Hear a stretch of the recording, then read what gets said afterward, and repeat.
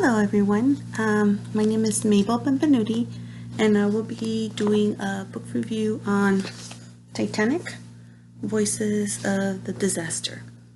This book is by Deborah Hopkinson, and she is the writer of this book. Deborah Hopkins is an award-winning author, and she has written more than 40 books, all directed towards young readers, which includes a lot of picture books, historical fiction, and nonfiction, like this one. She's very passionate about reading and encourages young readers to think like historians. Well, the reason I selected this book is because I've always been fascinated by the history of the Titanic and the tragedy that occurred with it.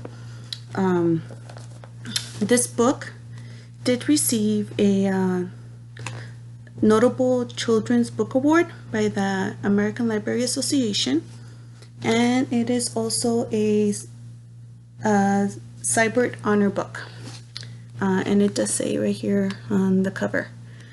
But also it has a lot of historical contents on it, and the journey, like I said, the journey of the Titanic has always fascinated me.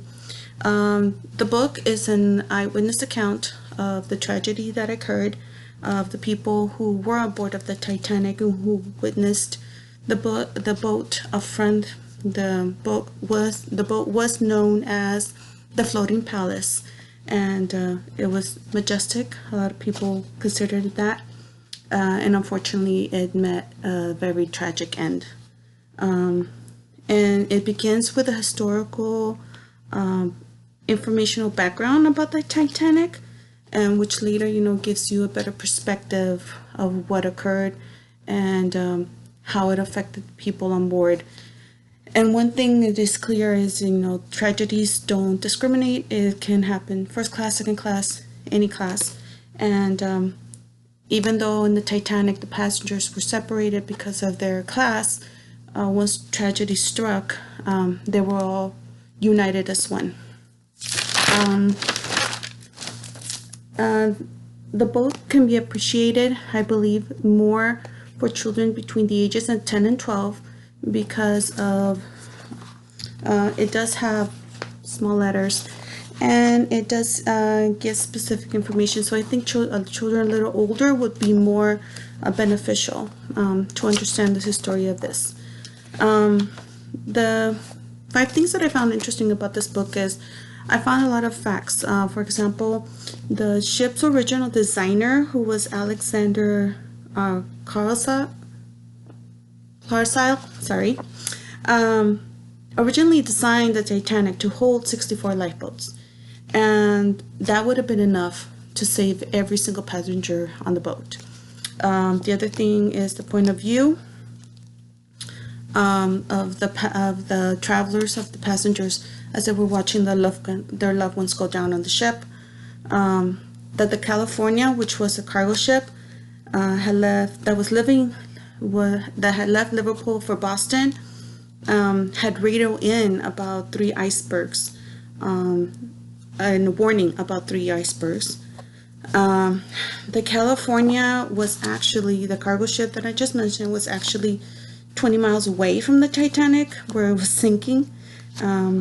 And the Carpathia, which was captained by Arthur Rostron, was the one that saved the last Titanic survivors.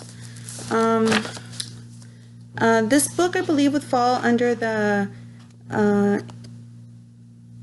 interpretive informational book because of the facts it states on it.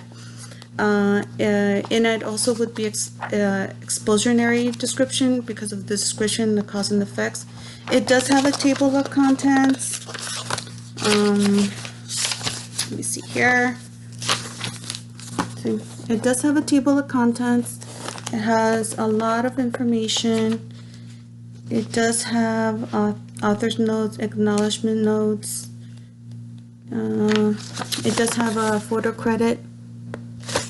Also, it does provide, source notes as well of all the information that the author got. And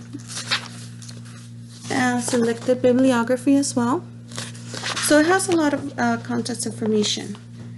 It also has a lot of photos, painting of maps. It has Titanic statistics of the people who lived and died on the boat.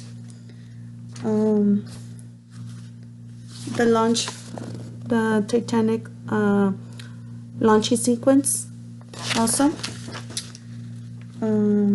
It has many.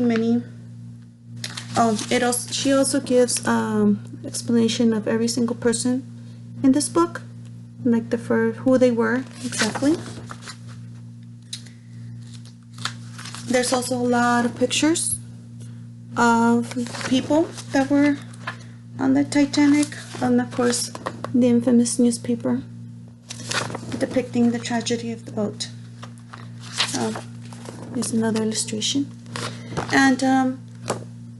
And although I had a lot of knowledge about the Titanic, I really loved this book because it gave me a little bit more of insight.